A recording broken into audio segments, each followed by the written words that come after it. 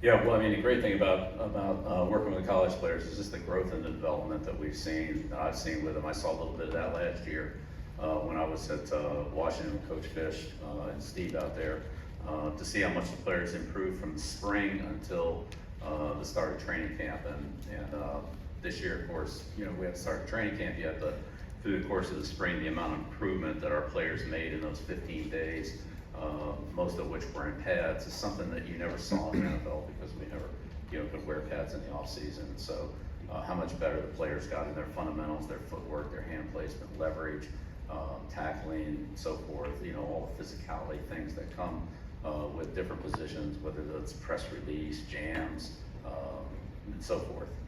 The improvement was tremendous. And so I'd say on the college end, you're right, the players are a little bit younger and less skilled. Sometimes that's an advantage. There are fewer bad habits to break.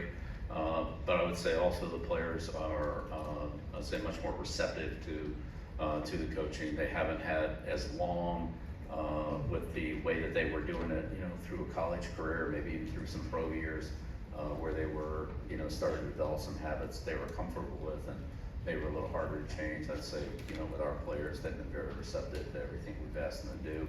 They've trained extremely hard. As I said, the personal achievements between their strength, their speed, their explosiveness, all the different body fat percentages, all different things that we measure is, in the high 90% range. I mean, there's only a couple guys that haven't, had the improvement, but really it's been pretty much the whole team. So that's been, as a coach, like it's fun. It's fun to see players get better, and then that gives them more momentum to keep working.